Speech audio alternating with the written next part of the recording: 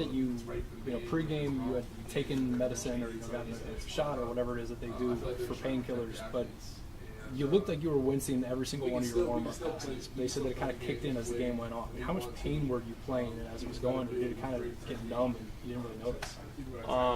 It was numb, but then there was still some pain there. But that was last game, and now I'm good to go now. So that was in the past. Just gotta move on. How's it been going during the week off, working on timing with your receivers? It's been good. We didn't really lose anything with that. Practice today was great. We're hitting on a lot of things, and yesterday too, actually. So we were all pretty, encouraged from that. So having said all that, saying you're healthy, do you go into this week expecting to start, or is it still up in the air? It's Coach Holgerson's decision, not mine. Whatever he says, hopefully, but we'll see. How did practice go today for you guys? Pretty good. Offense played very well today. It was high energy practice. It was fun, a lot of trash talking back and forth both sides, which is good. Very competitive practice. So. Without giving exact numbers, can you estimate how you guys split reps, how it went for you out there? It was pretty evenly split, and Coach is going to make up his mind later on in the week, I think, and we'll see. We'll go from there. The big issue that Nick talked about this year is communication. Be able to work on that, and how do you do that? We worked on it.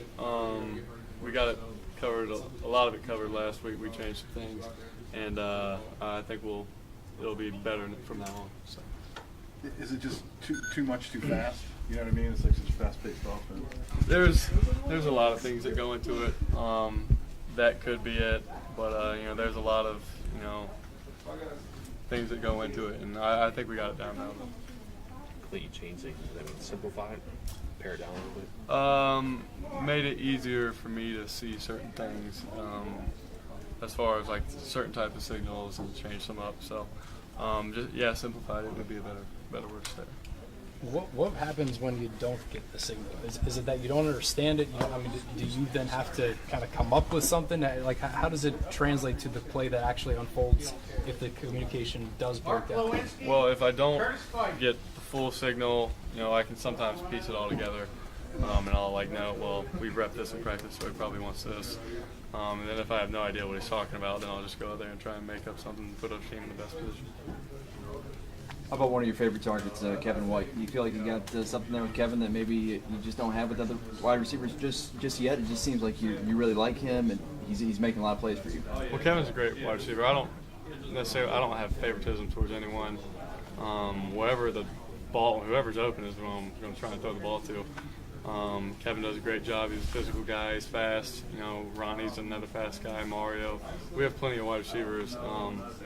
It's hard to pick one as your favorite because they're all doing things well. So.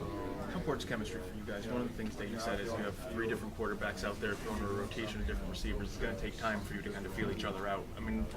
From your experience, how important is chemistry in development? It is. It's very important. On the field and off the field, you got to get along with the guys. They don't necessarily have to be best friends with them, but they have to respect you and, have a mutual respect towards each other. And I think we have that. And then on the field, as far as timing goes, it's the 7th week of the season. We should have it down by now. I think we do. So. You take the offensive lineman out for a steak dinner a couple weeks ago? If the deal is only 1 sack or less, I'll take them out to dinner.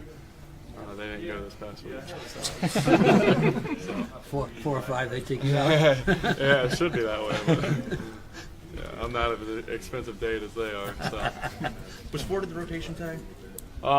He was out there. We were all rotated. It was pretty. It was very even split. So yeah. You were as loose as Shannon is. Yeah. All right. I don't know. It's pretty evenly split. So.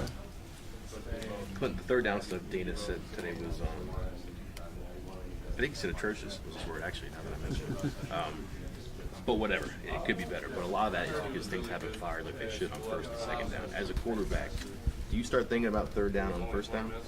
And what I mean is, let's make sure we get something out of this. Let's make sure it's not second 10 or second 12. It's a continuing thing, right? To an extent, yeah. But then also you got to take it one play at a time. You can't be looking ahead to third down when it's first down. But you always want to put yourself in positive position, so it's not 3rd and 9. You want it to be 3rd and 3, 3rd and short. You know, first downs are huge in that, but then, you know, so a second down, you got to take it one play. What needs to get better there?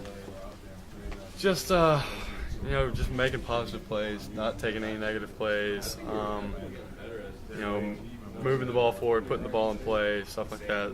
You know, most of it's on me, and I just got to get that better. So.